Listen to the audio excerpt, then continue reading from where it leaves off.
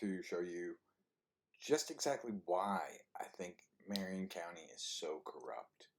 And I'm going to show you this video as evidence of the mentality, the abuses of systems, the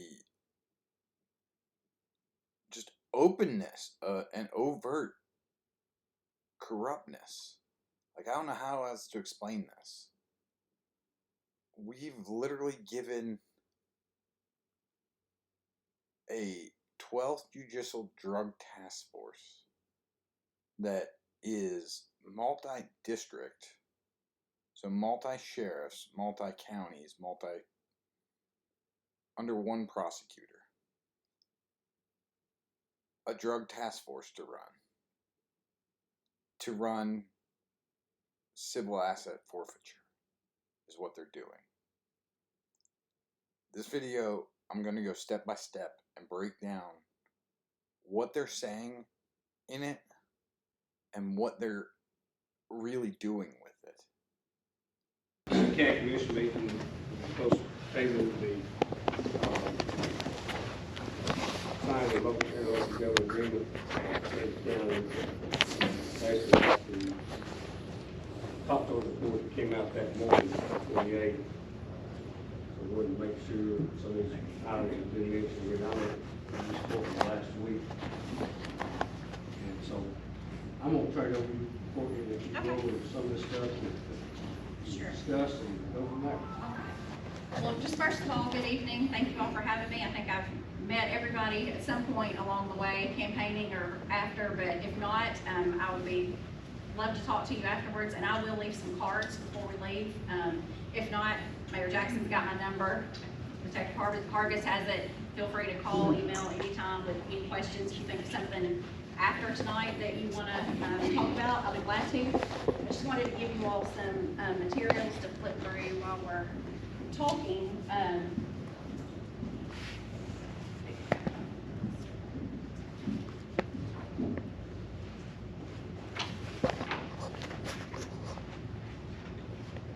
So I understand the release of the comptroller's report caused some concern.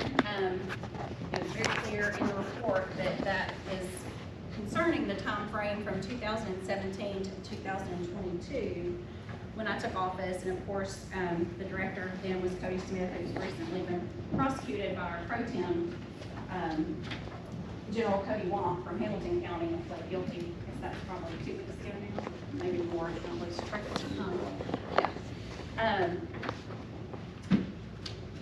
But again, I'll be glad to answer any questions about those. And but before we open it up for questions, I just wanted to take this opportunity before I forget to say, if I don't say anything else, how proud I am of the task force. Nobody works harder, and I think once we go through all this tonight, you'll agree the asset they are to Marion County. I know that they helped me tremendously, and they definitely helped Marion County.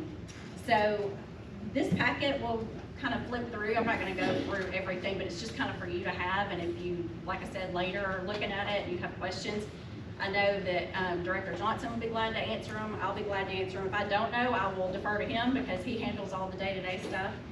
And I think after we do that, you'll agree how valuable they are to this county. I know when I was looking at some of the stuff today, 60%, 66% of their work is in Marion County, even though it's a multi-county task force. And the way the task forces are set up are by judicial district. Of course, ours is the 12th. And so the 6 counties that I represent, Franklin, Grundy, Marion, Sequatchie, Bledsoe, and Ray, Marion County, you all are in the middle. The task force has always been here in this county. And this interlocal agreement that's been the subject of this is for grant purposes only. It is to show that we are a multi-jurisdictional task force. That's what qualifies us to ask for that grant money. The whole issue of Marion County being the fiduciary county for the task force is completely separate. And that, I think after we talk tonight, you'll agree what an asset that task force is for you all, in that 1% of everything they seize goes to Marion County. So anyway, like I said, we'll be glad to open it up for questions. I do want Director Johnson to give you some information too. like I said, the task force has always been centralized in Marion County. I think you all will want it to stay that way for now and in the future, if you don't already after tonight. But if, you know, obviously I live in Franklin County. It's a designated county that's the fiduciary. So I could, you know, put it in one of the other 5 counties. But I think you all definitely have an asset in that you get 1%, but you also get 3 law enforcement officers that are grant funded, task force paid, that do a lot of work in Marion County that the county's not having to pay for, and a lot of good cases are made. And I think you'll see in the 2024 grant report how much fentanyl and meth and other drugs and firearms were taken off the street due to their work. So with that, Director Johnson, if you will say anything. Sure.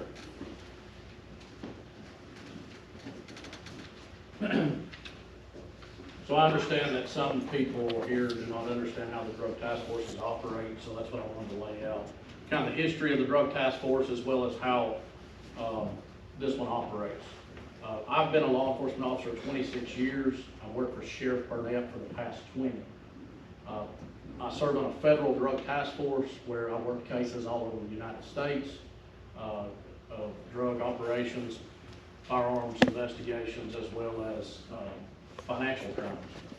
As a result of that work, I seized a couple $1 million. Sheriff Burnett was awarded $750,000 out of that, and that's what bought this very building that we're sitting in today, was drug money from that case. After serving time on the federal drug task force, I decided, along with Sheriff Burnett, that we needed to revamp our local drug task force. It was kind of unoperational because grant funding had been cut off, as well as some of the people who had worked there previously had retired. There was little money to pay people, so nobody really wanted to come here and have a job. In 2016, myself and Sheriff Burnett met with other sheriffs and chiefs of police throughout the judicial district. We also went to Nashville, met with the Office of Criminal Justice Programs. That's the agency that funds most of the drug task forces in Tennessee. And we were able, through that process, to get grant funding restored to the drug task force here and start it operational again. The drug task forces, as General Lynch said, operate across the state of Tennessee. There are approximately 30 drug task forces across the state. They were created in 1986 by the legislature. And the reason for having drug task forces is because you lose your jurisdictional boundaries by having a drug task force. Drugs do not know state lines. They don't know city limits. All of these drug cases flow across those jurisdictional boundaries. Our source city for drugs here in this area is Chattanooga, and so we did sign an agreement with General Wamp in Hamilton County back in 2023 that allows this task force to also operate in Hamilton County. So in other words, what we do is we work a case and we identify a source for that fentanyl or that methamphetamine in Hamilton County, and we're able to go over there, cross those jurisdictional boundaries, work that case, and prosecute them either in state or federal court. Drug task forces are funded in 3 different ways. They're funded either some drug task forces, the cities and the counties which they operate in provide funding to them, so taxpayer funding for those. Some are self-sufficient. In other words, you have large drug task forces in West Tennessee who work the interstate constantly, seize millions of dollars at a time on I-40, and they're self-sufficient. They don't need taxpayer funding. They don't need grant funding. This drug task force operates off of grant funding. We do not go to points I noticed through this video. Marion County is basically paid a piece of the bounty. They take 1% of the fees or whatever revenue they've stolen through civil asset forfeiture to the county as a bribe for them to operate. One key thing I noticed is Courtney Lynch openly says, she gives them a takeaway clause, basically. If you know about sales, well, I can put it in other counties, but I think it's a value to you guys.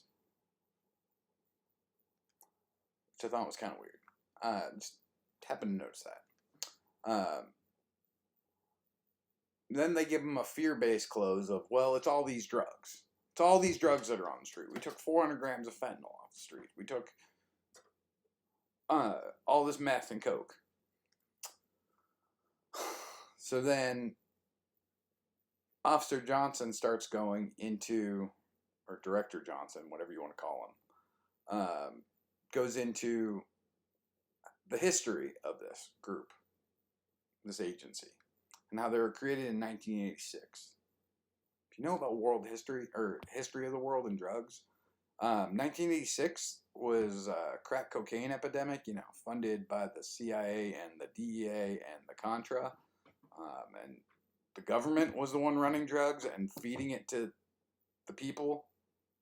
And then we created all this hysteria because the black people were using it, and we weaponized the prison industrial complex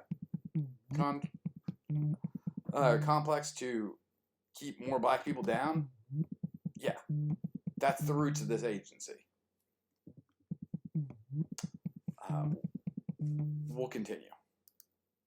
Any of the legislative bodies in this district and ask for money. We receive donations from our member agencies, such as South Pittsburgh Police Department, Kimball Police Department, Sequatchie County, some of the other agencies that contribute. That money comes from their drug funds as well. That does not come from their taxpayer base. We use that money. We use the money from the grants, and we use the money from fines and forfeitures. The fines go through the court system. That money, when someone pays a fine, goes into the Drug Task Force account. And then when we seize proceeds from drug dealers or their assets, their fancy cars, whatever they got, sometimes they have a piece of junk cars, we take them too because they'll still bring $1.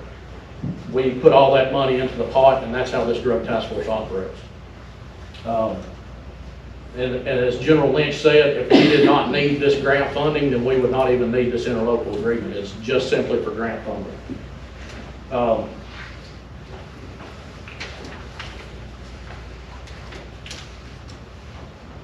In regards to the investigation of Cody Smith, in 2017, Cody Smith was named the director of the Drug Task Force. At the time, District Attorney General Mike Taylor was giving guidance to the task force, in which he said that the director of the task force had to be a full-time employee of the task force. So that's why Mr. Smith became the director. It wasn't because everybody wanted him to be the director, it's because that's how we were advised it had to be. We later learned, after Smith was terminated, that anybody can be the director of the Drug Task Force as long as they're assigned to it. So in a lot of your task forces across the state, the counties and the cities assign people to operate with that task force. In that case of me here, I work for Sheriff Burnett. He assigns me to operate with this task force, and then I became the director of it after Cody Smith was terminated. Mr. Smith was terminated after we looked into an investigation when there was a question about a seizure of money, which he claimed was supposed to be shared with the Sequatchie County Sheriff's Office. As a result of that, the Sheriff of Sequatchie County then, Cody Smith, talked to Sheriff Burnett and said, hey, ask Chad if he knows about this seizure. I looked into it. There was no such seizure. There was no money deposited into the Marion County Trustee's Office, which being the fiduciary county, all of our seizures get deposited into that office. There was no money there, which prompted the request of a TBI investigation into the matter. It became clear early on that Mr. Smith was stealing guns, drugs, and money from this task force, and that he was distributing those guns and those drugs to individuals in Sequatchie and Marion counties. By way of one of his confidential informants, he had got them to start selling his drugs for him. That case was investigated by the Comptroller's Office, the TBI, and the FBI. All of those people conducted investigations. In the end, none of those agencies actually made a case on Mr. Smith. I conducted an investigation on Mr. Smith because I knew that he was stealing drugs and distributing them, and that's what I do. I'm a drug agent. I was able to develop information which led to him being indicted in Sequatchie County when General Lynch took office. And then eventually, once it got pro-temmed over to General Wamp out of Hamilton County, we made the decision to transfer that case to Marion County because we felt that since the drugs were stolen here in Marion County, that's where the case should be prosecuted. We used that information to prosecute Mr. Smith for distributing drugs. And we ultimately, we were scheduled for trial due to issues with the investigation. We decided to take a plea agreement with that case. He eventually pled guilty, and before Judge Cam Cameron would accept the plea agreement, he wanted to know why we were taking a reduced plea agreement. So General Wamp had to go on the record and talk about the flaws in the comptroller's investigation, the flaws in the TBI investigation, and tell that on the record before the judge would accept the plea. In the words of General Wamp, had it not been for the work of me, Cody Smith would not be in jail today. Thankfully, he's in jail, and he is now a convicted felon. After that plea of guilty, that's when the comptroller's office decided to release this report. That's why we're here today. We were not notified or given a chance to respond to the report that they released before they released it. Had they given us a chance to respond, we could have, I think there's the last line that says has been corrected or will be corrected. We could have told them that everything's been corrected. They never gave us a chance to respond. My response to them would have been the number one correction was we fired Cody Smith and we prosecuted Cody Smith because all these findings are about Cody Smith himself. There was one thing on there that they discussed that there was not a policy of the Drug Task Force on how evidence was stored. They were right about that. We were operating under the Marion County Sheriff's Office policy because at the time that we recreated the task force, our evidence was stored at the Marion County Sheriff's Department evidence room. We have since moved to this building. We have the evidence room here, and we did rewrite a policy to fix that, showing that our policy is about this building, not about the Justice Center. The Drug Task Force is comprised, as I said, of a board of directors who review and approve the budget for the task force. And we have quarterly meetings in which I present them information about the task force activities and about our finances, how much money we have in the bank, and so on. Drug Task Force agents, as General Lynch said, have worked 419 investigations in Marion County since 2022. Those investigations are not just drug-related. The Drug Task Force agents conduct investigations because we fall under the District Attorney's Office. We conduct homicide investigations, child pornography investigations, illegal possession of firearms, public corruption, and official misconduct investigations. So out of those 419, there's an array of investigations being conducted. The Drug Task Force is audited by multiple agencies, one being the Comptroller's Office, two being the United States Department of Justice, because that's where the primary funding for the Drug Task Force comes from, and then through the Tennessee Office of Criminal Justice Programs. On a quarterly basis, I also provide stats about our investigations as well as our finances to the Department of Justice and to Office of Criminal Justice Programs.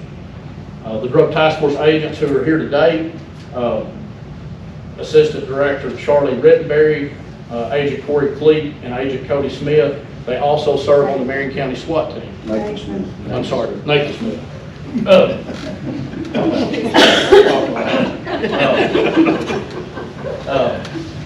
They also serve on the SWAT team. We conduct training for your school resource officers, and we also conduct fugitive investigations in conjunction with the United States Marshal Service. We serve as a quick reaction task force to respond to any law enforcement activity that occurs throughout the district. We all carry specialized equipment in our vehicles. We also have the only K-9 operational in Marion County, and that K-9 is available to any agency that calls and requests it. It's a narcotics detection K-9 as well as a fugitive tracking K-9. That's all I've got. Got any That was questions just for me? in the way of background. I don't know if you came with questions, if you've had time to look through, but we'll be glad to answer anything that. I've got a letter here from Mr. Downs. Really, he just gave it to me. Women may concern This is to give my opinion on the actions considered in the handling of the 12th Judicial Drug Task Force. Marion County has more than honored their part of the task force. I started the task force 38 years ago, and Marion County has taken care of it ever since. This is more than honorable. It has done more than its fair share of accepting responsibility for the years and the work. All the people involved are due a thanks for their efforts. It has taken a lot of work from everyone, and our county should be proud of the outcome. However, it has come time to pass the torch to another 12th Judicial District county. The board knows which one that would be and work something out with them. Marion County has done more than their part in combating this problem over the years. All that. I believe he's in the back. The only question I think I would have, a tree is known because of its fruit. I think what I'm hearing is it's fantastic. It seems like what you're doing. So the evidence, looking at the comptroller report, how long was it that it took for you to identify that Mr. Smith was doing all these activities? Was he doing it for a couple of years? I think you said it was in 2017, or was that when you were, I might have missed that part of it. Yeah, Mr. Smith was hired as the director. We restarted the task force in 2016. He was hired as named the director in 2017. That, the information about looking into the seizure out of Sequatchie County that started this case was in 2021 when we got that information. And as I said, immediately when we got that information, he was suspended, terminated, and we began our investigation at that point. I'm just wondering how long was he able to operate and do the various things that he's done? And I'm just wondering from an oversight perspective, how do you put something in place in order to checks and balances to make sure that this stuff can't go on? Yes, sir. So as far as Mr. Smith, we got information and documents, I think probably back in the late 2019, early 2020, that he was stealing the drugs and selling them on the streets. This was obviously found after we started looking into the case. The way to put that check and balance into place now, the best way that I can tell you is that Mr. Smith was the boss then. He oversaw the task force. There was really no one above him other than the board of directors. So if he went into a board meeting and he lied to them, there was no one to check that. In my case, I'm the director of the drug task force. I also have a boss. Sheriff Burnett is my boss. I don't sign out my own drug money just as Cody Smith did, because I don't get drug money from the task force. I don't get money to buy drugs or pay informants. Mine doesn't come from the task force. Mine comes from the sheriff's office. Commissioner Hargis is the one who releases my money to me at the direction of Sheriff Burnett. So that's a check and balance in place. I don't control my own money, but I do control the money for these other guys to make sure that when we distribute money to them, that they are buying drugs or paying informants with it as they're supposed to. So this situation, it should never happen again? Or It should never happen again. But the with measures that, you put in place has cured this problem? with that being, yes, sir, that's taking care of that problem. But with that being said, people are going to commit crimes no matter how much you do. I mean, the statute says don't do this, and people still do it. You know, we put locks on our cars, and people still break into them. It's still, crimes are still going to be committed. It's how you respond to it, how you investigate it, how you prosecute it, that I think makes the biggest difference. In this case, I think we did everything we could to ensure he was prosecuted and serving time. He's incarcerated right now in jail. What I would add to that is, in addition to, you know, the policies and procedures that have been put in place, and of course our reaction to that is by putting those policies in place, you know, we are doing everything we can to prevent something like that. But like what he's saying, if someone is intent on breaking the law, that we see this in all of our cases, not just drug cases, they find ways around every prevention we put in. In his case, forging other officers' signatures that were supposed to be witnesses. I mean, that's really hard. You know, that's a way that he found to get around whatever checks there were at that point, whether it was an audit from the comptroller or whatever. But all these policies that have been put in place are, you know, in every attempt to prevent anything like that. Not that I would ever expect anybody on the task force to do that. You know, I know them all personally, but that's what they're there for now and in the future.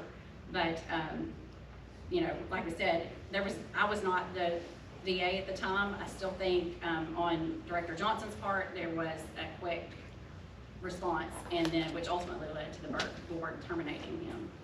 Is there a background before you hire someone? I know in the military, depending on your level of classification, I mean, they'll go out to everyone you know and ask questions about you. What type of background check is done to make sure these people that are coming in don't have a background that's questionable? Yes, sir. So in the case then, the background check was that he had worked for Sequatchie County Sheriff's Office, and the sheriff then vouched for his background, that he was a good officer. And in fact, I had worked with him when he was at the Sequatchie County Sheriff's Office when I was assigned to the Fed, and he did do good work then. I don't know what caused him to fall off the wagon at some point, but he did, and that's when we found him. With everybody that works here now, obviously my background is I come from the Sheriff's Office. Charlie Rittenberry worked at the Sheriff's Office before coming to the task force. He worked at Kimball for a little bit. Nathan Smith, I'll get your name right this time. He worked for the Sheriff's Office before transferring over to the task force. Corey Cleet was the chief of police at Whitwell Police Department before he came to the task force. So these guys were already here in this area working. We know their backgrounds. I've worked with them most of their careers. Corey worked at East Ridge Police Department before he went to Whitwell. I worked with him when he was at East Ridge. So I know these guys, I know their backgrounds. That's why they're here working today, and that's why they're working for me, because I get to pick who I want to work for. Mr. Smith also worked for Mont Eagle, correct? I'm sorry? Mr. Smith also worked for Mont Eagle at one time, Which correct? Mr. Smith you talking about? Cody Smith? Yeah. Not that I'm aware of. I don't know of him ever working at Mont Eagle Police Department. I believe he was up there one time and he was. I'm only aware of him working at Dunlap Police Department and Sequatchie County Sheriff's Office. Who is the board? So the board is comprised of the sheriffs and the chiefs of police of the, It's in the, Yeah, it's in yeah. page 2 of the agreement between the 11th Judicial District and the 12th Judicial District. So- kind of the middle of the page. so I can read that off to you. You have the district attorneys, the sheriff of Marion County, the sheriff of Sequatchie County, the sheriff of Franklin County is still listed on the board. He hasn't been to a meeting in a while, but he's still listed on the board.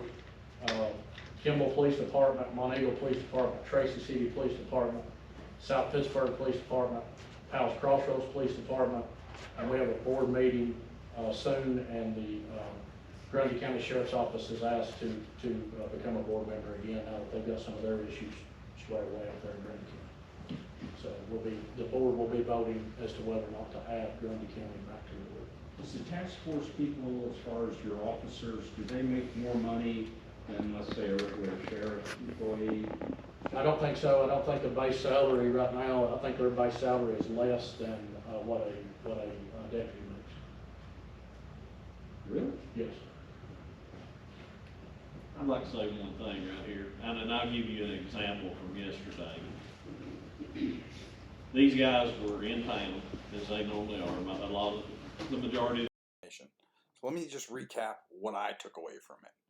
So there's 30 drug task force in the state with these interlocal agreements and interdiction teams and things like that, which I can somewhat understand on a sheriff's basis.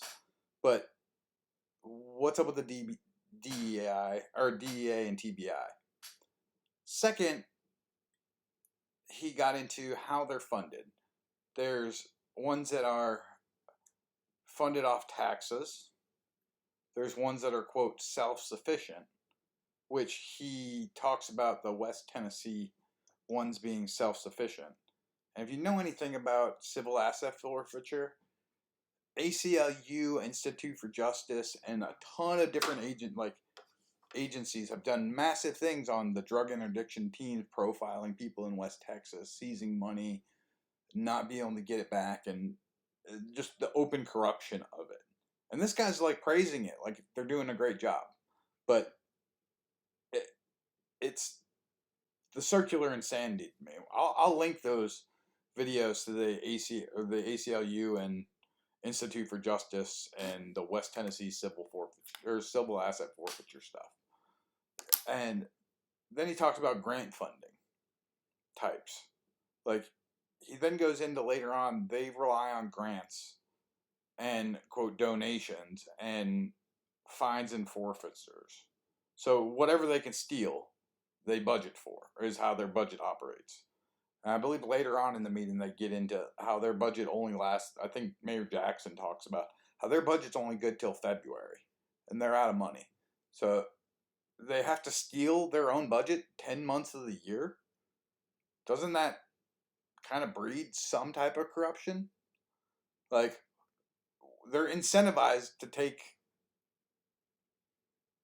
and create a business model off theft that does not have due process. He even jokes and brags about at one point. He talks about, we'll even, like, I believe it was Mayor Franklin or Commissioner Franklin said something. Oh, wouldn't it be nice to get a $500,000 car? He's like, no, we'll even take piece of junk cars because they even bring $1. So more policing for profit stuff. So you're going to kick somebody. Let's say you get pulled over with a little bit of drugs. The definition, okay. So the definition of addiction is the use of a substance or product for masking feelings or emotions. So even by psychological terms, you're masking a problem in your life from drugs.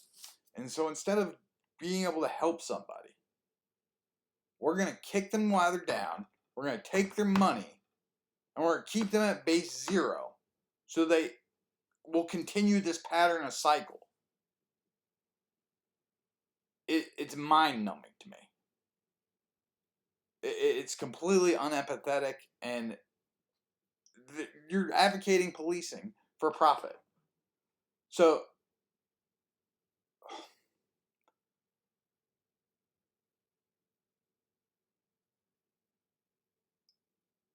he then talks about that. Well, we just put all that money into the pot and that's how we operate.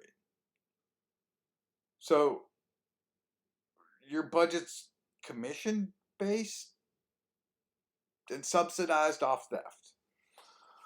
Okay, like, that's a horrible business model, but, sure, if that's what you're in the business of. But I thought, maybe I'm old school. I thought we were in protect and serve. So then he goes into, he kind of lies on why we need this interlocal agreement. He says it's for grant funding. No. This grant, he's partially correct. This grant interlocal agreement gives them, declares Marion County the fiduciary and basically gives them the right to go out that and the jurisdiction and the legislative backing of the sheriff's office, or the power behind the sheriff's office. The interlocal agreement gives them the agreements to run between all the different counties around here. So basically, if you think about it, if you know about American history and like piracy and things like that, governments could issue a letter of marque to go out, and as long as you're acting in faith of the government, you could go fuck up French and English ships and steal their goods and basically fly under a pirate flag and go loot for the bounty, as long as you came back and paid your tithe to the king or whoever issued the letter of marque, or letter of marque, whatever you want to call it. It's kind of fucking insanity. But this is why I call it King David, because all the corruption keeps coming back to him. Like, the county's getting paid a commission or a piece of the bounty of whatever these guys can steal. and there's no oversight. There's no internal affairs. There's no... It goes to the sheriff, and the sheriff, I already know, is dirty. He does not believe in the Constitution. They don't think that way. I've called them out personally on First Amendment audit, or First Amendment signs in their front yard where you can't record, you can't videotape, you can't do this. They've tried to have me arrested speaking in a public comments section of a meeting. Twice. The lady, Linda Mason here, has openly tried to have me arrested and threatened to call the police while she's weaponizing her husband, who's police chief. So, like, I literally don't even understand how the fuck half the commission's not even here to vote and hear this presentation or sales pitch, as I see it as. So how are they voting? The few that are up there, number one, Linda Mason, she's a wife of a police officer. Why isn't she recusing herself? Number two, Gene Hargis, he's a detective on the sheriff's department. Why isn't he recusing himself? I believe it's Cantrell up there, wearing a thin blue line hat. Why isn't he recusing himself? So we've narrowed half the commission down to like a quarter of the commission they're pitching this to and trying to sway that vote, if you're paying attention. This is the Marion County corruption level. So let's continue into this video. Because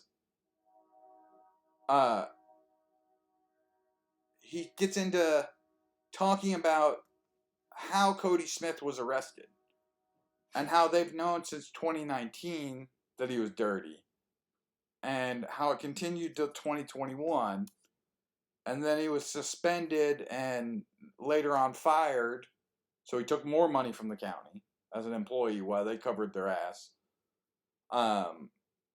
He talked at one point how the TBI, the comptroller, and the FBI found no cases, and it continued on. But Johnson had to continue to pursue it, and finally got the case. So, was it on moral high ground, or did you just like want the king's crown? Is it like an eat at two Brutus situation? Kind of confused by that, but yeah, whatever. So they are openly talking about how this guy literally took guns, drugs, and money that he seized and other police seized, or what. I'm not sure what evidence in the chain of title for that. But they're openly admitting these are the guys that are protecting and sworn the drug task force. They're openly getting it back onto the streets. How is that not political corruption? I mean, we've allowed this.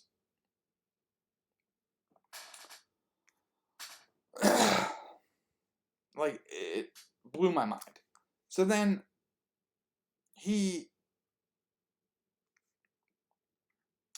they took a plea deal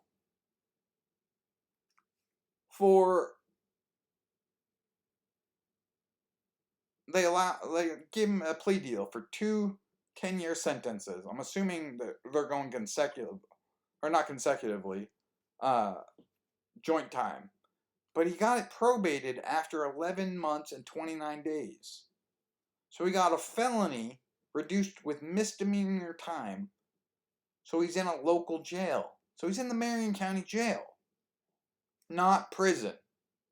So this is a guy that literally the county entrusted above and beyond. Multiple counties entrusted above and beyond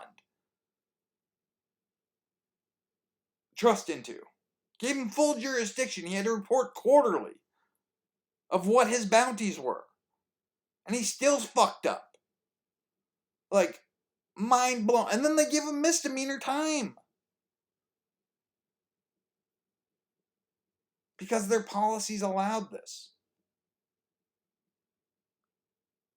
With literally the only oversight, he had to give quarterly reports on the cases he was investigating and his thefts.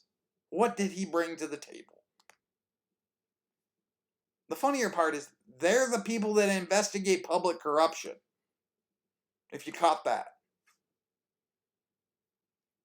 They're the only canine in Marion County for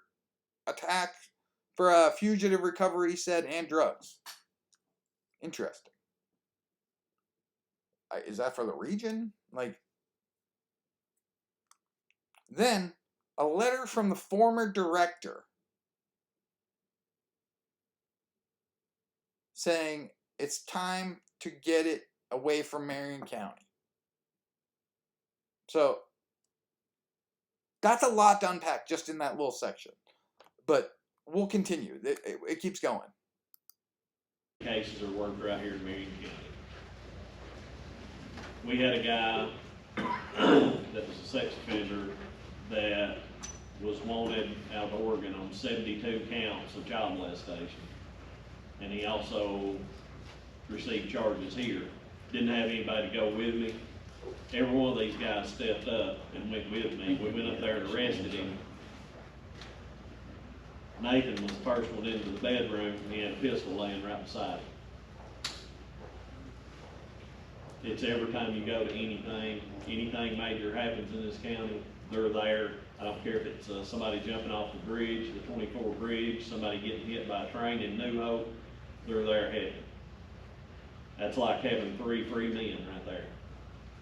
I don't think the questions and concerns that I think some of us have heard, it's not about the officers. I think they're doing a great job. I think it's more, how do we make sure that this doesn't repeat itself? Now, obviously, Chad, I'm sure you're a great guy, but if you put the policies and procedures in place and checks and balances where it's really difficult, I understand criminals are going to still do criminal activity, but as long as those procedures are in place, maybe there's a way to minimize, We or even catch it early. We did not print the entire policies, because I don't think you all would want that, but just for your, if you have a specific question about something, on the back page of your pamphlet is the index to all of the policies and procedures that are in place, which are numerous. Thank you. I sit on this board, and I've been associated with the Drug Task Force since 1990. This task force serves a great help to me in the city of South Pittsburgh. All of my drug investigations, all my major crimes, I make one phone call. I've got Chad, Nathan, I've got Charlie. They come to me. That takes a lot of pressure off of a small city, because I'm not having to dedicate a man to work on that. I do give them as much money as I possibly can. Going back to the hiring, when Chad has an opening, it is brought between Chad and General Lynch, but it's also presented before the board, and you got law enforcement all across the board. We will know who it is that they're bringing up there, so we get our input in there as well. Having the drug task force so close is a great asset to me and to the city that I represent, and actually to this entire county. I can't say enough good things about them. Not only on just the drug side of it, I've had homicides that these guys have rolled up, jumped out, what do you need done? And from flying a drone and taking pictures, videos for me, it's a great tool for this county. I mean, a great tool. I'm all for it. But I wanted to say that before I left, because I have another meeting that I have to go to in 30 minutes, and I don't want to speed going through Kimball if I would have written me a ticket. But I just wanted to say that. No, thank you very much for everything. Question. I'm not saying it's happening here, but there has been documented cases where evidence has evaporated. What kind of checks and balance do we have on the evidence that we have, and where is it in the storage of it? Yes, sir. So the bulk of the evidence for the drug task force is stored here in this building. I think we do have a few things stored over at the Justice Center. I think those are mainly related to homicide cases where we store that over there. Uh, the, uh, the evidence room has evidence logs. There's one key to the evidence room that is maintained. The evidence room has multiple surveillance cameras in it, which record all the time. And that is one way that we caught Mr. Smith when he was stealing drugs, was because we had those systems in place. We were able to go back, review those recordings, and we actually had him on recording going into the evidence room taking drugs. So that is, there's systems in place to catch it when it happens, and then there are logs that are maintained. When the comptroller's office comes and does an audit of the evidence room here, they have the option, they can ask to see every piece of evidence in that room, which they have before, and it can take a day or two to go through it and match every piece of evidence up with that logbook. Or they can come in and spot check. I think the last time was like 100 items to make sure all 100 of those items were there. That's how they do ours. And so there is a system in place by the comptroller's office and by the Office of Criminal Justice Programs, because since they fund us, they come in and they say, if these stats that you've been giving us, you said you worked 200 cases last year. We want to see those 200 case files, and we want to see the evidence that goes along with them. And they will come here and they will do that. They have done it while I've been the director. And that's just part of the normal grant process, is to come review that stuff. So there are many checks and balances in place to oversee that.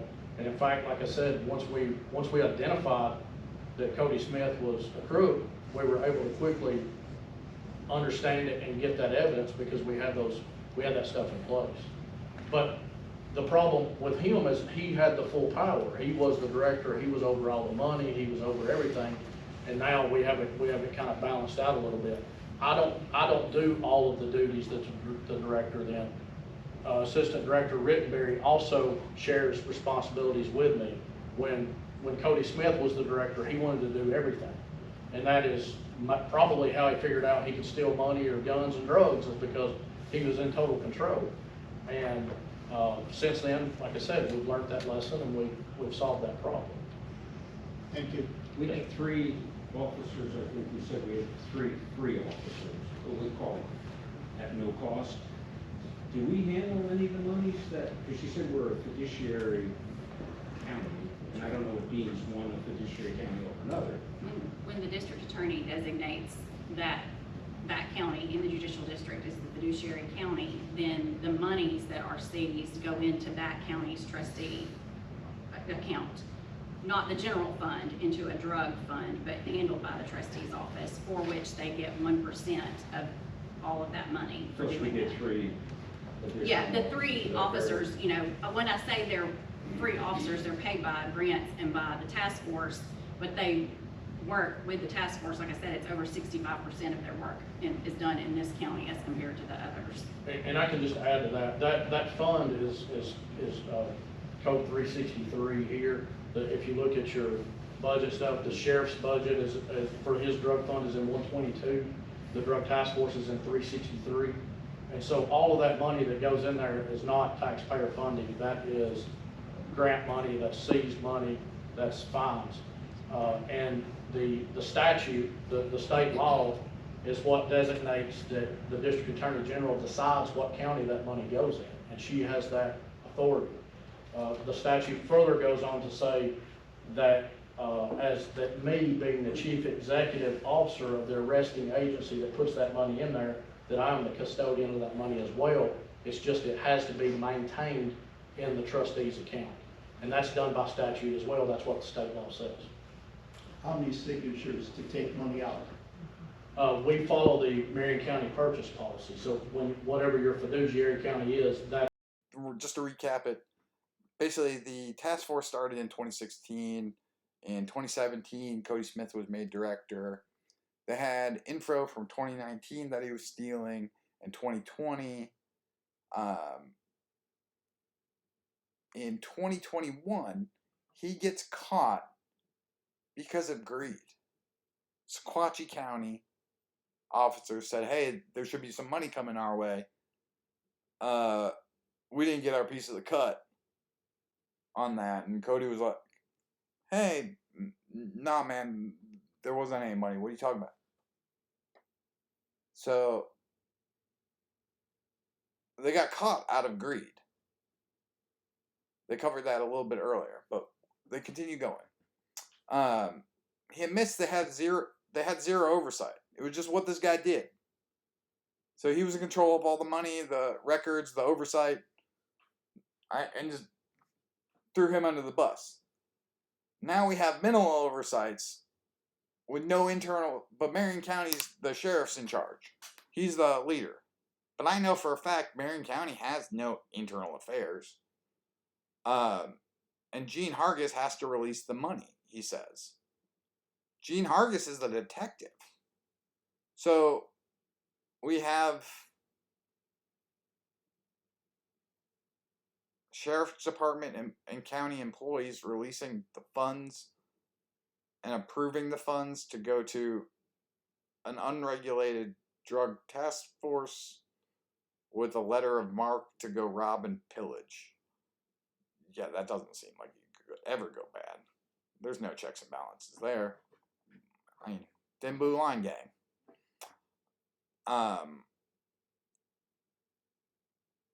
Then it seemed like they were asking how could we have preventative steps, and his response was, well, let's focus on investigating them and see what we can learn from it. Not what did we learn from the past mistakes, how can we ever prevent this abuse of power from ever happening again. No one addressed this separation of powers, but we'll continue to that. Then it seemed like the prosecutor, Courtney Lynch, seemed like she was making excuses on how Cody did it, and she wasn't in charge at the time. So then I know Rourke Brandt was asking, he's the county commissioner, he was asking about background checks and how the guy's response was a non-response. He's like, they're all came in through the sheriff's office. I've worked with him, I've worked with this guy, I worked with this guy. It was literally the good old boy vouch. He worked with us, I picked them.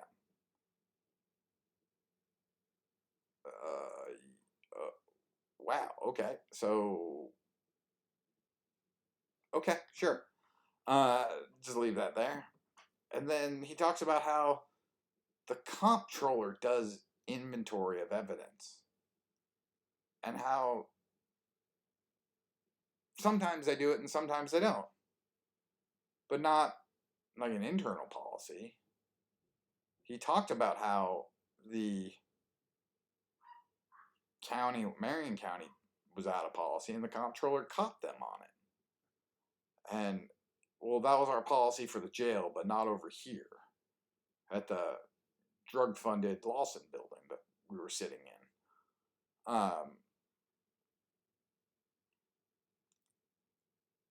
And how some of the grants and DOJ require them to do paper audits, but that's not physical evidence, and that's what Cody extorted. So then it just keeps going back to the absolute power to absolute corruption thing. The county, they need the county to be the fiduciary county and to sign off on this and give them the letter of marque.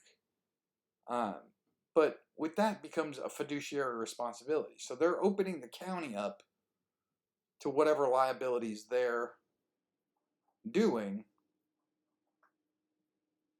and selling it on the idea, well, we'll give you 1%. Like, that's fucking crazy to me.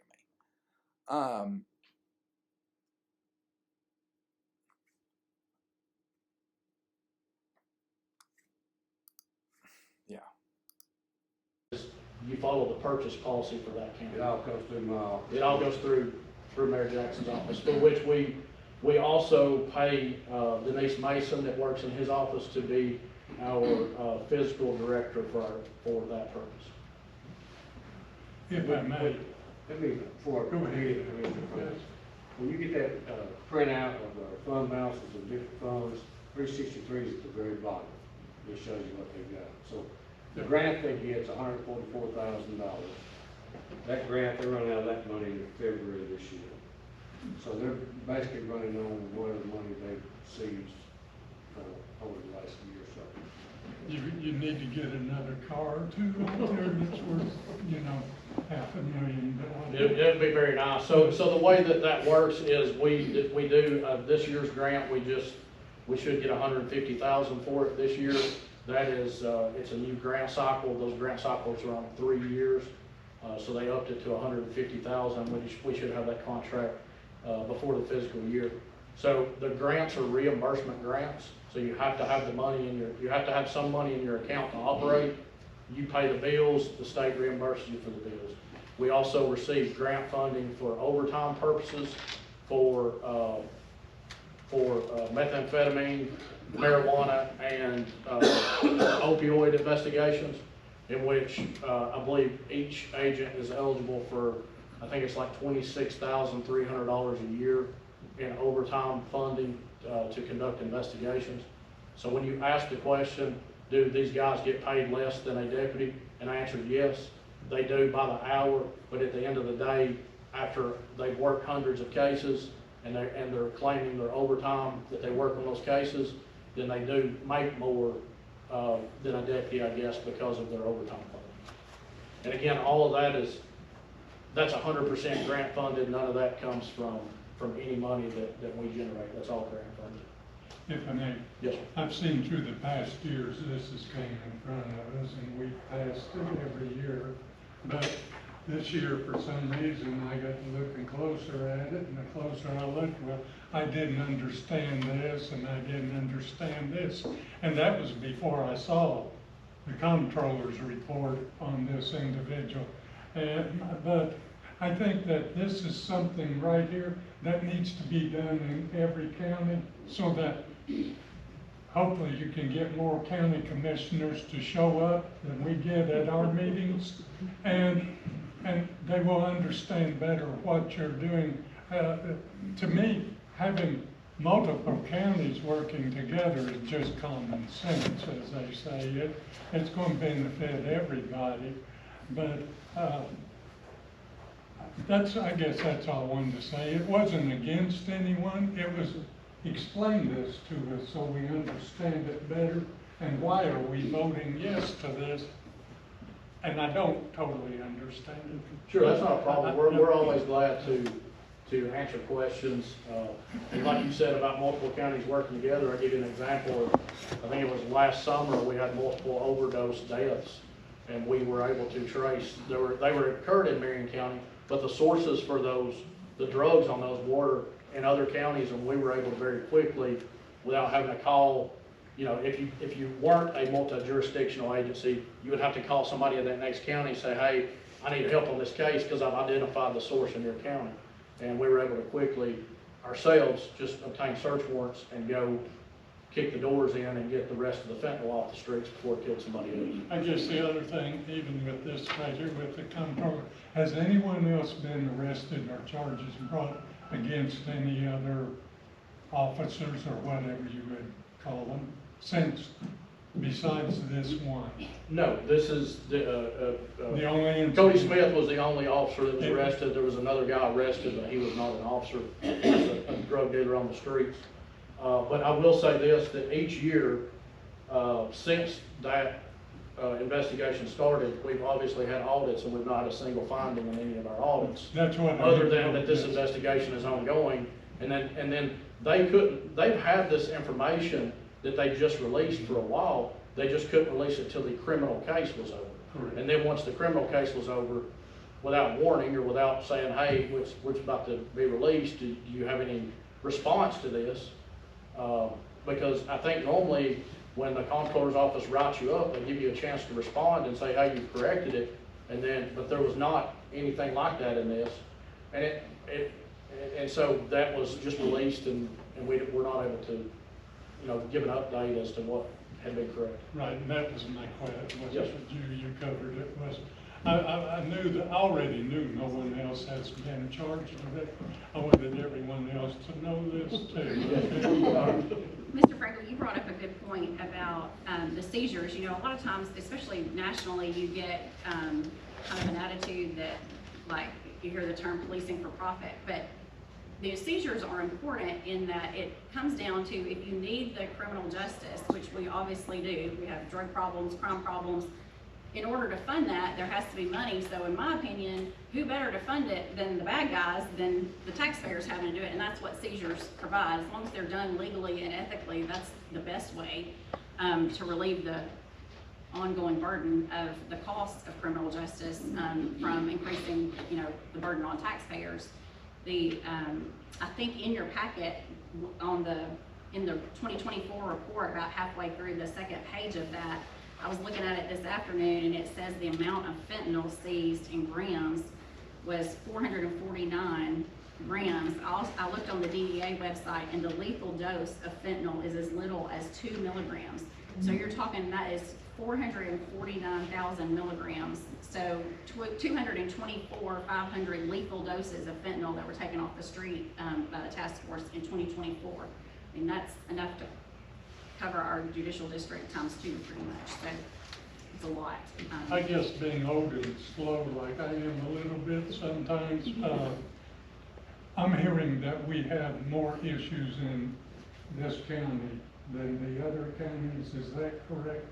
No, If this is a it's all report of all of handled, them. I Yeah, we wanted just to do more clarify. work. I mean, Okay. they're centrally located here, and of course, especially because the cases that are in Marion County, the surrounding counties in the central part of the district, obviously, like he's saying, they cross county lines a lot and then source back to Chattanooga, which was the reason with, you know, his insight when I took office, we started talking about at that time, under my predecessor, the task force here was working with the 31st Judicial District, which is Warren and Van Buren County.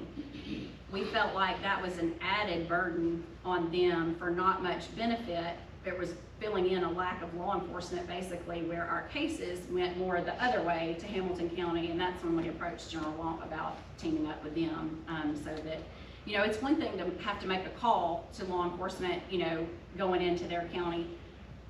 And that doesn't sound like a big deal until you have to get somebody on the phone, whether they're, you know, busy that day, out that day, but catch them up to speed on what you already know when, like you said, you can already handle the problem, and especially with the fentanyl crisis, that's time is of the essence. But I could add one more thing to those numbers here in Marion County. I work a lot of conspiracy cases. Out of all those case numbers here in Marion County, I had 184. A conspiracy can be charged in any county that it touches, that the crime occurs in. So if you have somebody selling drugs in Hamilton County, Sequatchie County, and Marion County, we get to pick and choose which county we're prosecuted in. So for convenience, and because we have great prosecutors in this county, great assistant district attorneys, one of whom is here today with us, she prosecutes most of our drug cases, Peter Michelle. We choose to prosecute that in this county. It doesn't mean that this county is overridden with drugs. It's for convenience, the ease of going to court, and obviously because it does touch the county.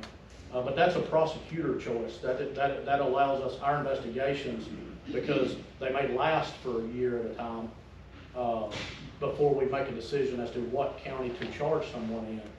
Then we look at those options of what's the best county to file these charges. Do we want to charge it in Grundy County and drive up there every time we have court, or do we want to have to deal with court in Hamilton County every time we go, or can we charge it here in Marion for convenience? I mean, the laws are they're still broken state law no matter which county they get prosecuted. So that's why your numbers here in Marion can be a little bit higher than what's in the other counties. It doesn't mean we're not working in the other counties, it just means that we are prosecuting those cases here. Mr. Johnson, you're full-time Marion County Sheriff's Department and half-time ATF, or how does that work? No, so I work for the sheriff, and he chooses to assign me to the task force.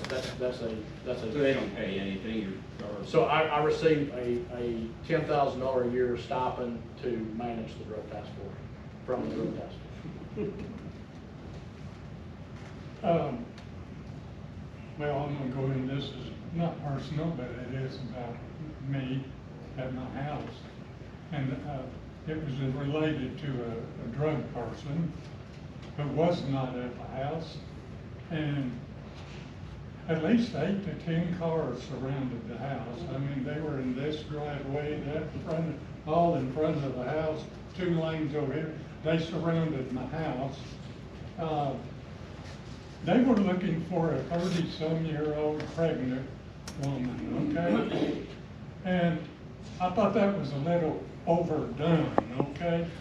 And it's been pointed out to me from law enforcement, well, we never know what we're going into, and I can't disagree with that, and will not. But some of that law enforcement knew who I was, and that the drugs and the person they were looking for wasn't there, and I couldn't tell them. I did let them come in the house. They asked could they come in. Yes, because I knew who they were looking for. Does that sound to you like that was kind of a little over the top a little, or am I taking it the wrong way? And I don't mean the wrong way. I'm just thinking, my gosh, I hope we don't do this on every one of us. So if I'm,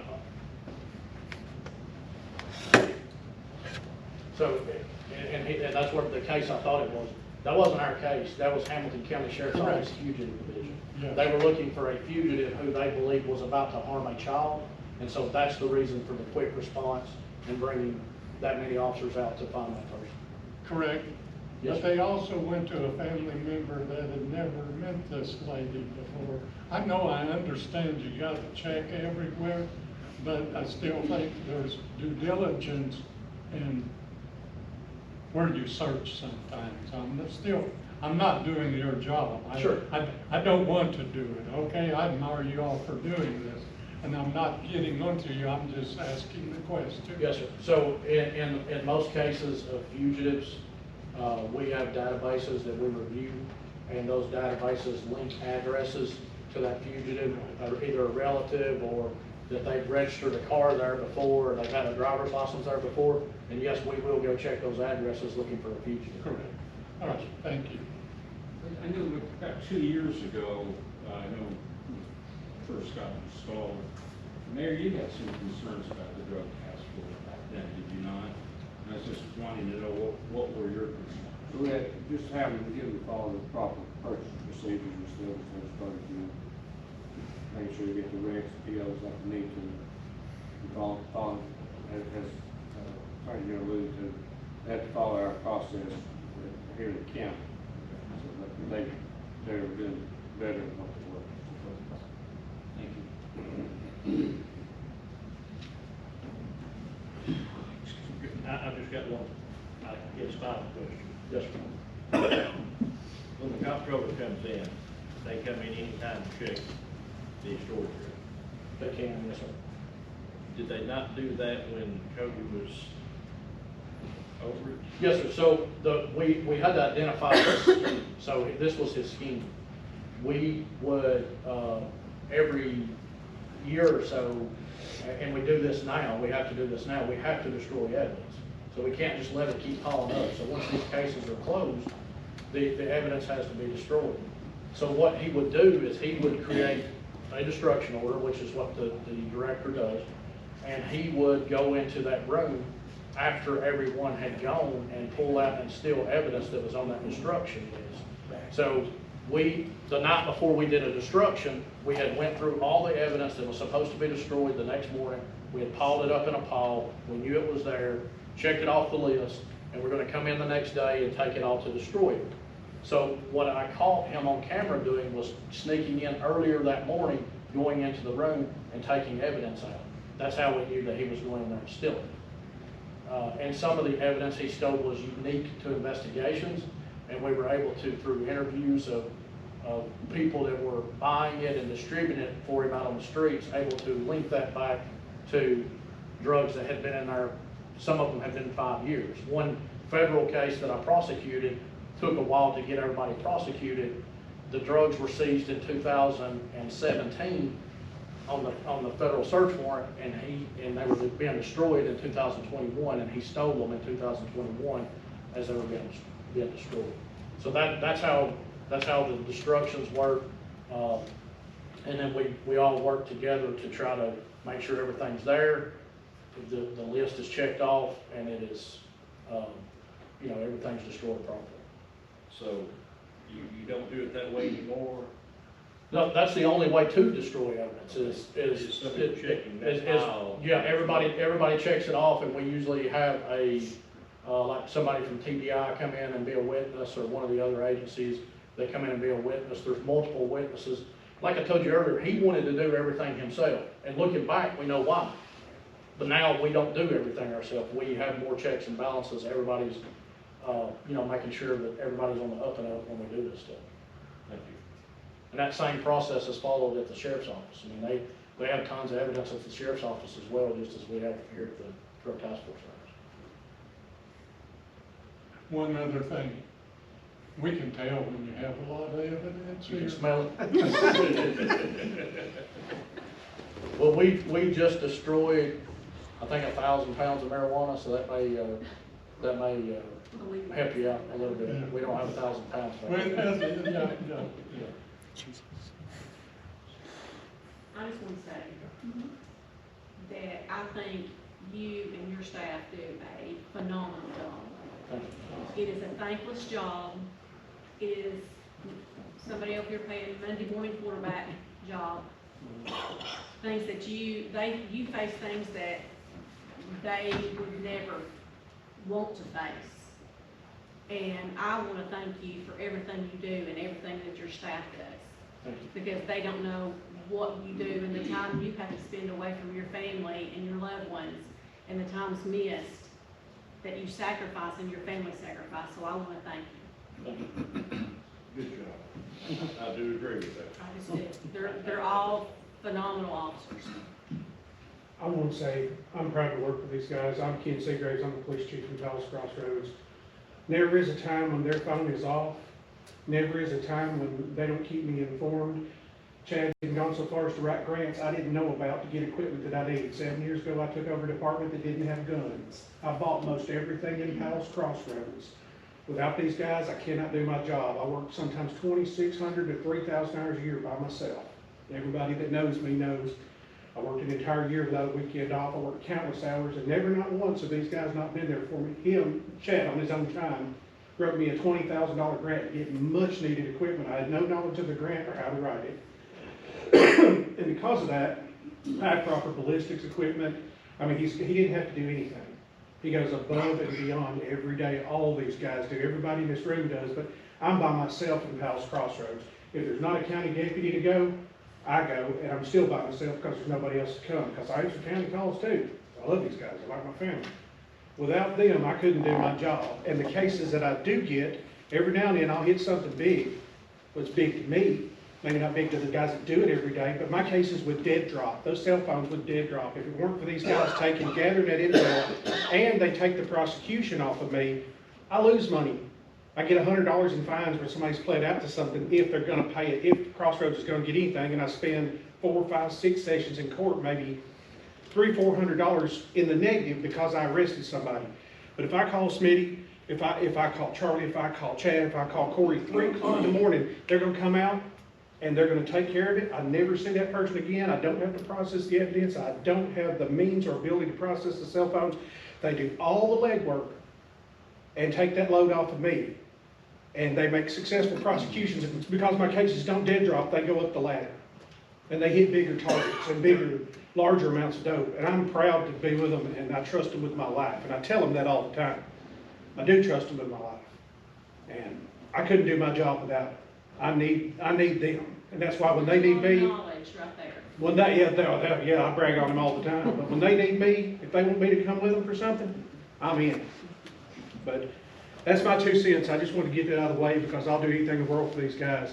I know what it means to work alone, and without them, a lot of times I'd be in a sling. Does any other commissioner have any questions or comments?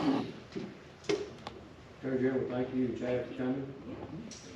Absolutely. And like I said, I'll leave some cards. If you think of something, you're reading something, just don't hesitate to reach out to either one of us. We're glad to talk about it. All right, thank you, folks. Thank you.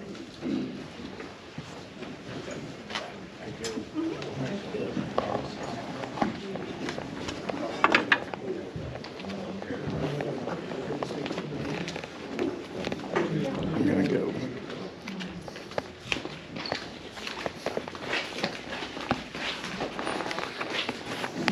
Information, but it goes to show they acknowledge it's policing for profits.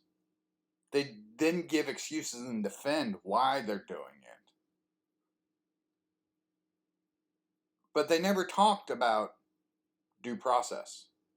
They never talked about how they're solving the addiction crisis. They're never talked about how they're doing this legally and ethically and providing any constitutional rights to citizens. They never talked about any of them recusing themselves from voting on this and allowing this be uncontrolled, unregulated policing led by a prosecutor. So under the Separation of Powers Act, I'm going to read you just basically, I dropped this in the ChatGPT earlier this morning, which was kind of insightful. Let me open this up.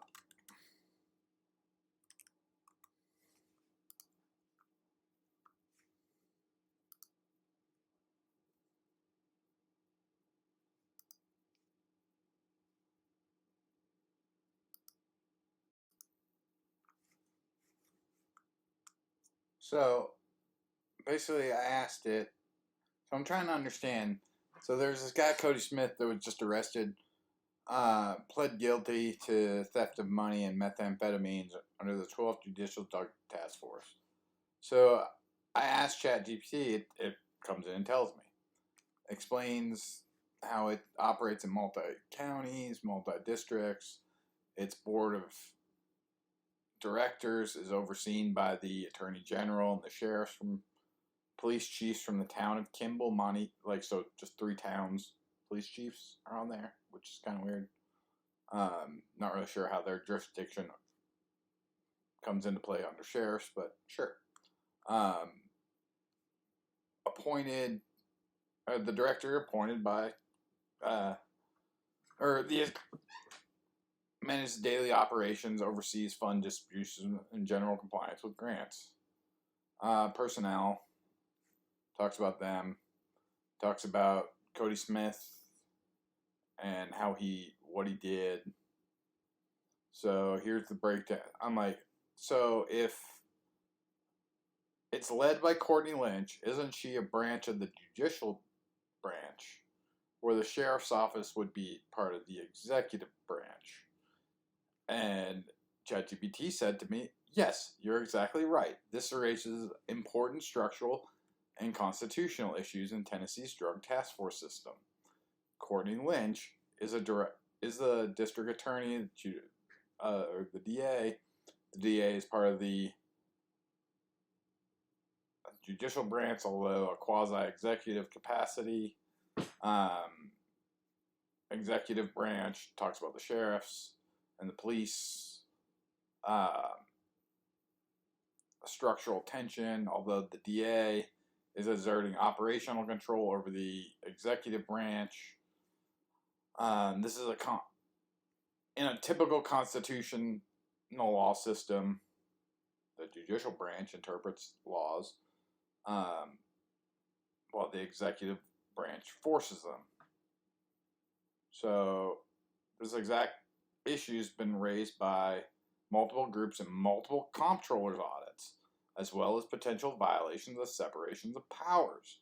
The DA is under direct command of the police. There is minimum transparency and oversight. When a DA-run task force or sheriff's funds, additional legal implications. Blurry theft, wrongful rights or seizures violations occurs, the lines get blurry. If a law enforcement officer conducts who's responsible? Well, my guess would be the county who oversaw the fiduciary responsibility. So then it was like, well, would you like to draft a legal memo? So yeah, of course I want to. So let's expand upon this. So I'm giving the introduction, talks about the background, talks about the conflicts of separation of powers, and everything. So I'm going to put the county on notice that they're, potentially violating the law. So then let's go back to, I think this was the news article about it all.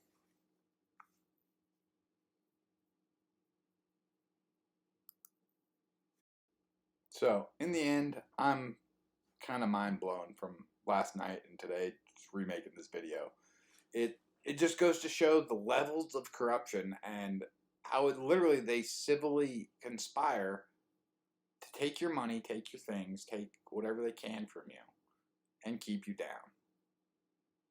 Like, we're not in a legal system anymore.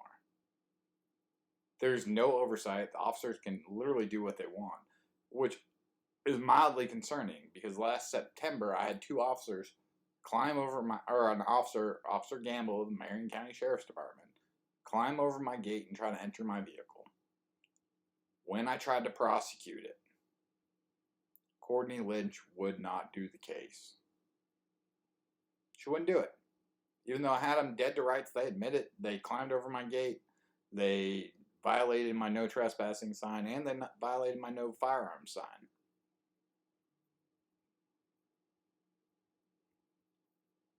I have zero faith because literally they're colluding from the county mayor to the county attorney to the DA to show how much money they can make, how there's no separations of powers, so there's no checks and balances anymore. It's absolute insanity.